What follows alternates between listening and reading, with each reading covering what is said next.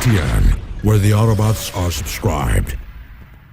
Hey guys, welcome to Entertainment Talk Nation. This is Rob, and this video we're going to review Transformers 4 Age of Extinction. This will be a spoiler-full review simply because I don't consider this movie to have the kind of story where I can break somebody's heart by spoiling anything. So, but if you don't want to hear spoilers, move on. Okay, plain and simple, I'm going to echo basically what a lot of people have been saying. If you love Transformers the series, you're going to love this movie. If you don't, you're not. Period. That's where I'm going to start. So let's start on the negative. Way too long. The story is non-existent. The comedy portion of it, which, believe it or not, I have liked in the past, especially with like Sam's mother getting high and this going on campus. I thought that was funny, but the comedy here sucks bad. So that doesn't even help. It just sucks bad. But man, if you're gonna go see this movie, bring a cantina, finish your will, bring an extra pair of shorts, maybe a bar of soap. Bring a checkbook, because if you don't bring your own food, you're going to spend a lot of time at the concession stand. My recommended food to bring to this movie would be rations. Yes, rations. The enemy... Let's get Galvatron out the way real quick. First of all you viewers who may have seen my video, Galvatron the Bitch, this, and him being remote controlled, a lot of you guys kept pushing on me, and even recently, even though I did this video back in March, the last month, that video has gone from like 40,000 views to over 100,000, and each and every one of you have been saying the same thing. They had tech since Megatron and MB1. They had tech for 100 years, and the funny thing is, you guys put up that big fight, and that had nothing to do with how they did it. Nothing. In fact, what did I say in that video? They picked up all the pieces, I bet, from the Chicago incident, and they got the technology then, and somehow they built the Transformer. What happened in the movie? They took all the parts from Chicago, including Megatron, and they built Transformers. I called it. Sorry, you were wrong. I was right. Had to get out of the way because I had pretty much like 700 comments of people pounding that down my throat, and you were all wrong. So, yeah. All right. So, anyway, moving along. So, the funny thing is I got to say this much. I didn't like the idea of humans building Galvatron. I still don't. But... when we look back on it, they really didn't. They really didn't. And this is where the spoilers come in. So if you don't, basically, in a nutshell, and they don't get into detail here, and it would have been nice if they did, but they don't. In a nutshell, Megatron basically led them into building them. You know what I mean? Because they were extracting information and memories from Decepticons, fallen Decepticons. And they were using the little robot from the third movie, Brains, who knows how to translate that information.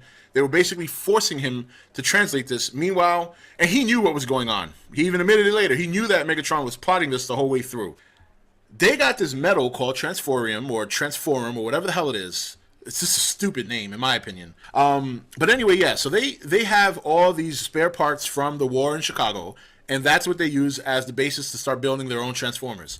Then they have the Transforum, what they're made of, which obviously we never knew this 3 movies ago. There was no such thing. We had the spark. Now we got this shit, and it makes them transform like little blocks. It's like Tetris or like a fucking Rubik's Cube. They break down. It's like they break down into little squares, and they can float around, and then they come back together. It was probably the dumbest shit I've ever seen. I was like, what is that? Like, it was hard because I spent time trying to realize, is this cool?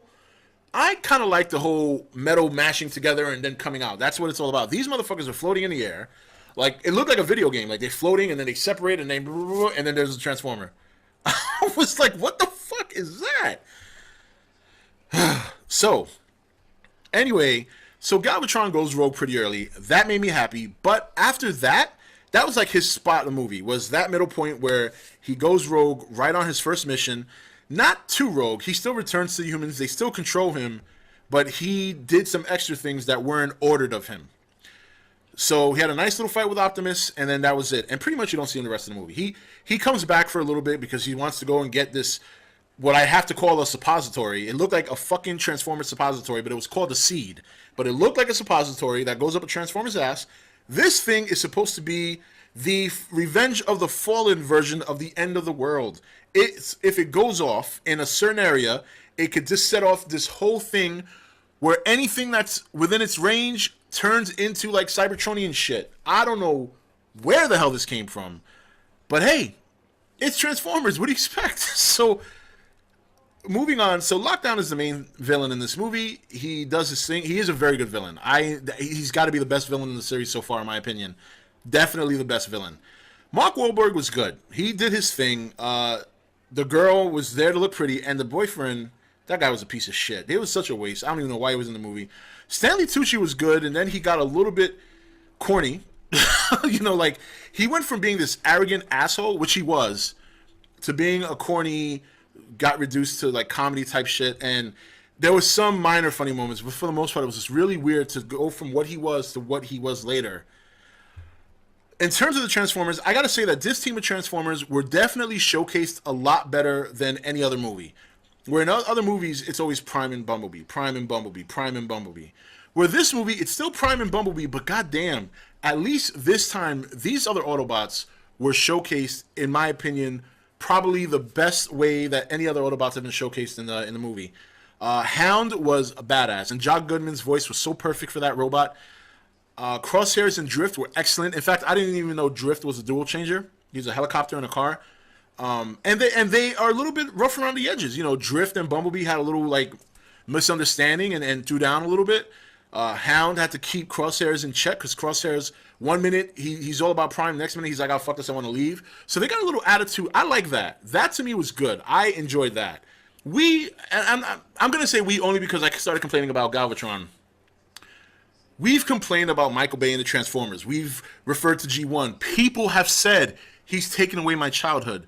Guys, I'm going to say it like it is because I don't think no one's ever said this as far as I can tell, and I think this needs to be addressed. Michael Bay, Hasbro, and the team behind the Transformers movie do not give a shit about your childhood. You know why? You're not children anymore. They are gearing these movies towards kids. This movie is for children. It's not for me. It's not for you. So if you're not going to enjoy it, move on. That's it. Because I can tell you right now, this franchise ain't going nowhere. And it's not because this movie's epic. This movie's not epic. Okay, I had fun watching it, but it's a Transformers movie. That's it. There's nothing crazy about it. But it's geared towards kids. And here was my confirmation of that. People on The Nation who I talk to on a regular basis, and they know me, and I have taken screenshots of every movie I've gone to, or a couple of movies I've gone to. You guys have seen my theater. Empty.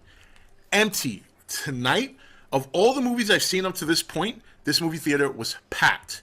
And you know what it was packed with? Kids from ages 7 to 18. And that's why this movie is a success. They're not going to make this for anyone who likes G1. They're not going to make it for anyone who's 22, 23. There may be a couple of people around 14, 15 that hate it. But you know what? For the most part, you got kids. The kids are going to love this. The kids eat this shit up. Just like we did. What is so sophisticated about the G1 series when I look back at it compared to this? Really nothing. It's a kids show. This is a kids movie, and that's it. And once you accept that, and once you realize that this is not for you and it's not for me, then you can say, you know what? Fuck it. Switch it off. Just go enjoy the light show. That's what it's about. Now, I will say one thing, and I'm going to end my review here because there really isn't much else to talk about in the movie. One thing I will say that I probably enjoyed the most, the Dinobots introduction.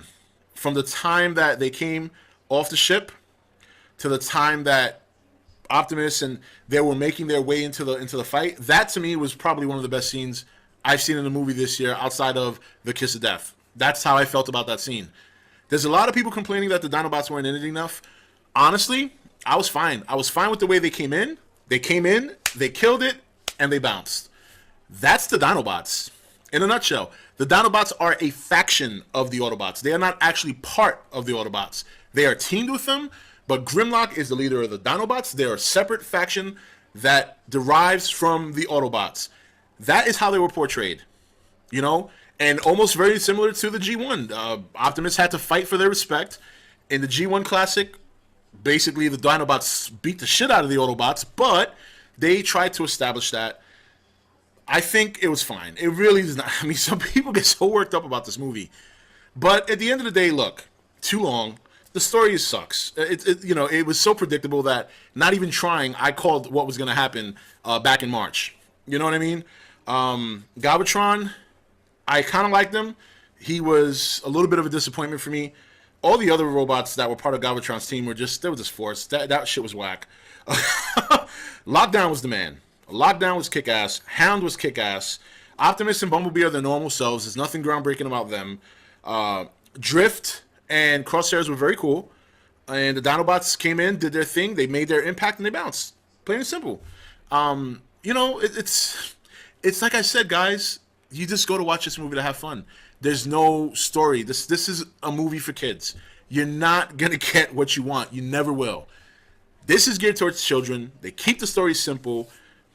And there's, you know, and that's why I don't get disappointed at movies like this, because I know what to expect.